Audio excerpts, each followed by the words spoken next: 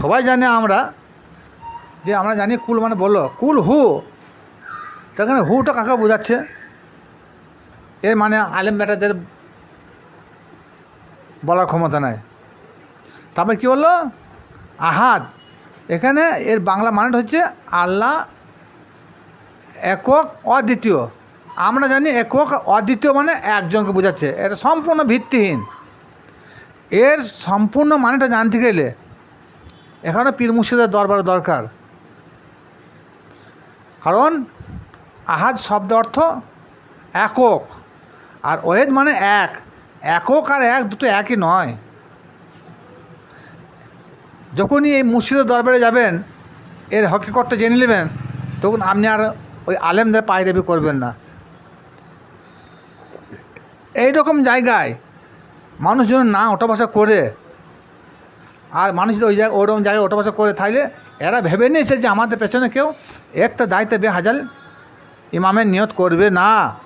সুতরাং আমাদের সংসার চালানো খুবই দুষ্কর। আরও আছে, কোরআনে সালাত কায়েম করতে বলেছে, এরা বলছে না সালাত পড়ো। কায়েম আর পড়ার দুটো এক নয়। জিন্দিগি ভোর দিকে সালাত পড়ে যায়, তা আল্লাহ দিদার দর্শন হবে না। আর যতক্ষণ আপনি সালাত কায়েম না করতে শিখেছেন, ততক্ষণ আমার সালাতে মেরাজ হবে না। এরা জানে সালাত মানে নামাজ, কিন্তু সালাত মানে নামাজ সেটা ফার্সি কথা, বাংলাটা কি এরা বোঝে না। যখনই আপনি পীর মুর্শিদের কাছে যাবেন, সালাতের বাংলা অর্থটা এরা আপনাকে বুঝিয়ে দেবে। যখনই সালাতের বাংলা অর্থটা আপনি পীর মুর্শিদের কাছে বুঝিয়ে নেবেন, তখন সেই ব্যক্তি আর ওই একটা দায়িত্ব বেহাজাল ইমাম বলে তার পেছনে আর নিয়ত করবে না। তারপরে সূরা ফাতিহা, যেটাকে আলহামদুলিল্লাহ সূরা বলা হয়, এই ইহদিনাস সিরাতুল মুস্তাকিম, আমাদেরকে সঠিক পথে আল্লাহ তুমি হিদায়াত দাও, সঠিক পথে তুমি চালাও। সঠিক পথ কাদের? এদের সঠিক নির্ণয় করার ক্ষমতা নাই। আর সঠিক নির্ণয়টা যখন পীর মুর্শিদের দরবারে আপনি যাবেন বা জেনে যাবেন, তখন এদের পেছনে আপনি নামাজ পড়বেন না, আর এদেরকে আর অনুসরণ করবেন না, আর এদেরকে তখন আপনার আর প্রয়োজনই হবে না। তারপরে সূরা কাউসার, এখানে কি বলেছে? ইন্না তাইনা কাল কাউসার, নিশ্চয় হে নবী আমি তোমাকে কাউসার আতা করেছি। আরে কাউসার তো আরবি কথা, আমি তো বলছি, তুমিও তো বলছো ইন্না তাইনা কাল কাউসার, হে নবী নিশ্চয় আমি তোমাকে কাউসার আতা করেছি। কাউসারের বাংলাটা কী রে বাবা? এই কাউসারের বাংলাটা জানতে গেলে পীর মুর্শিদের দরবারে গিয়ে সঠিকটা যখন নির্ণয় করবেন, তখন আপনি ওই আলেমদেরকে আর স্মরণ করবেন না। তারপরে সূরা বাকারায় ওইখানে বলা হয়েছে অলা তাস্তারু বি আয়াতি সামানান কালিলা। এই আয়াতের যে মানেটা বলছে, এই আয়াতের মানে হলো আল্লাহ বলছেন কোরআনের আয়াত প্রচার করি, কোরআন শিক্ষা দেওয়ার পর স্বল্প পরিমাণও বিনিময় তোমরা গ্রহণ করিও না, ইহা হারাম। তাহলে যখন এই মানেটা একটা পীর মুর্শিদের দরবারে আপনি জেনে যাবেন, তাহলে তখন ওই আলেমের পেছনে আর নামাজ পড়বেন না, আলেমকে স্মরণও করবেন না। কারণ আলেম তো কী বলছে? আলেম কোরআনে আয়াত প্রচার করছে, কোরআন হাদিস প্রচার করছে, কোরআনে আয়াত নামাজে পাঠ করছে, তার বিনিময়ে কী বলছে? ওগো আমাকে 5,000 টাকা মাইনে লাগবে, নাহলে আমি থাকতে পারবো না। ওগো আমাকে 10,000 টাকা মাইনে লাগবে, আমি থাকতে পারবো না। আমাকে কেউ বলছে 15,000 টাকা মাইনে লাগবে, আমি থাকতে পারবো না, আমার সংসার চলবে না, আমার বিবি ছেলে পেট ভরবে না। এই বিভিন্ন রকম ফতোয়া। তাহলে কী হচ্ছে? কোরআনের আয়াত প্রচার করে শিক্ষা দেওয়ার পর এরা একটা বিনিময় চাইছে। সুতরাং এইরকম কোরআনে অধিকাংশ অনেক আয়াত আছে। এই আয়াতগুলো যতক্ষণ আপনি একটা পীর মুর্শিদের দরবারে না যাবেন, ততক্ষণ এর গুপ্তভেদ বা রূপক অর্থ কিছু আছে সেগুলো জানতে পারবেন না। আর যখনই আপনি জেনে যাবেন, তখন ওই আলেমদের আর অনুসরণ করবেন না। তারপরে সূরা আল নিসা আয়াত নম্বর 150 থেকে 52, এই আয়াতে বলছেন আল্লাহ আর তার রসুলের সম্পর্কটা কী।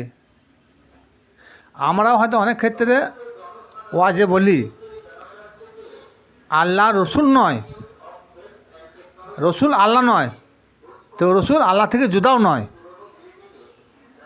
একটা কথাটা ব্যাকফুটে রূপকভাবে একটা পেশ করা হয়। কিন্তু ওই সূরা নিসা 150 থেকে 52 নম্বর আয়াতে কী বলছে জানেন?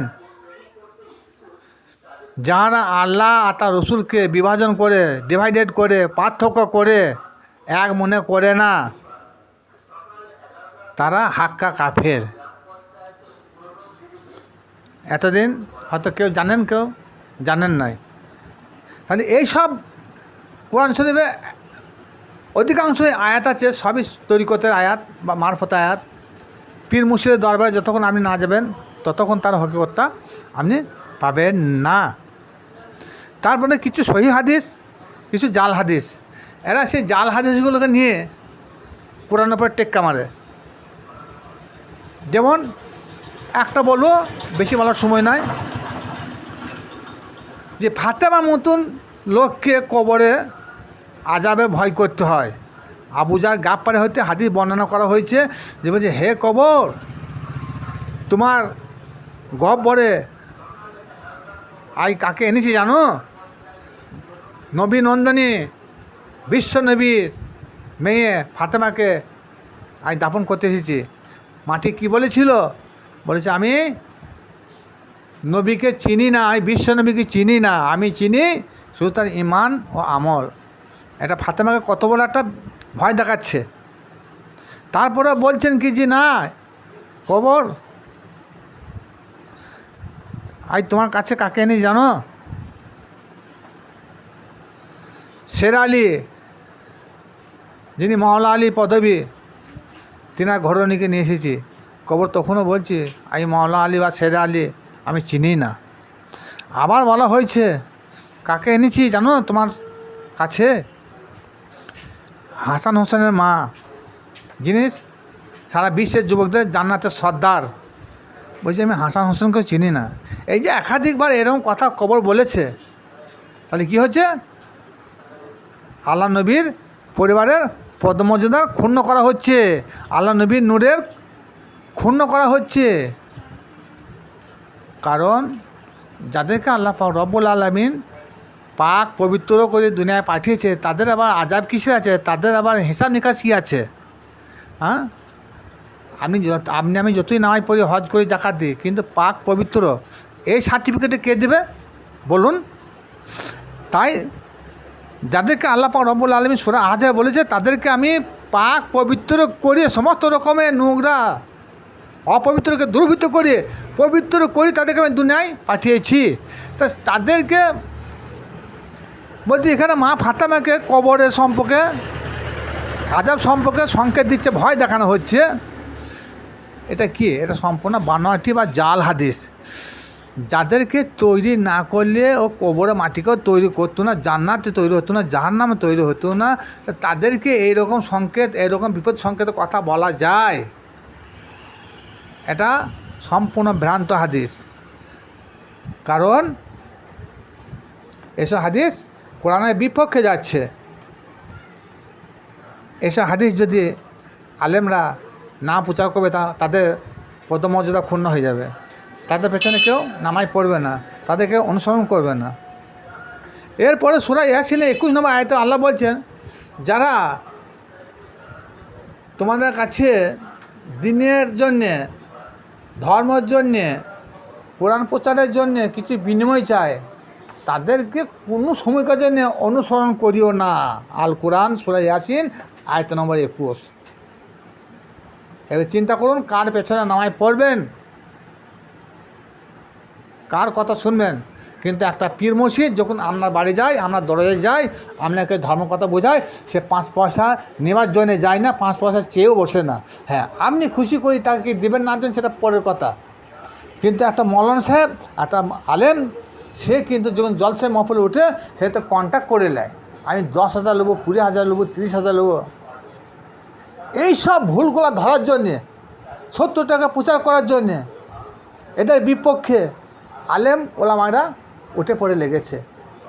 এরা জানে যে সত্যটা পীর মুর্শিদের দরবারে প্রকাশ হয়ে যাবে। সুতরাং ওই লোকগুলোকে আমরা পীর মুর্শিদের দরবারে যেতে নিষেধ করছি।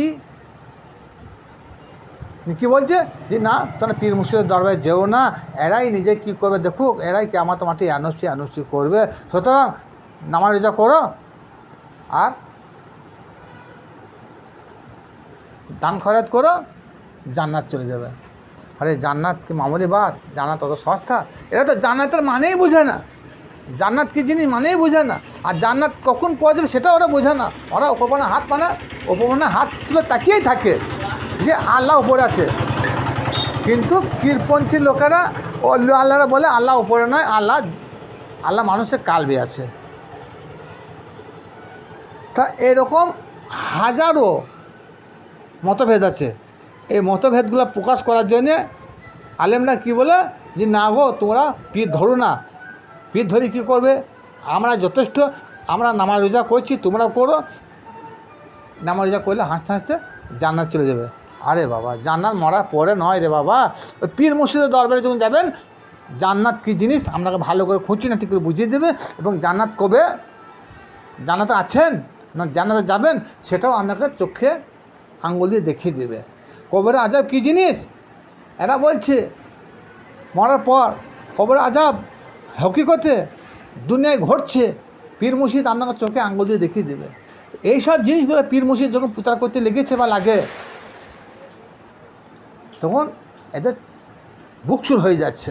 সুতরাং এরা একটা মরণ ওষুধ প্রয়োগ করেছে কি এই বুকশুল থেকে বাঁচার জন্যে, যে না পীর মুর্শিদের দরবারে যেও না, ওরা ভ্রান্ত, ওদের মত ভ্রান্ত, ওরা পথভ্রষ্ট, ওরা নিজের জাহান্নামে আর তোমাদেরকে জাহান্নামে নিয়ে যাবে। যাই হোক, কি ভিডিওটা বেশি বাড়াবো না।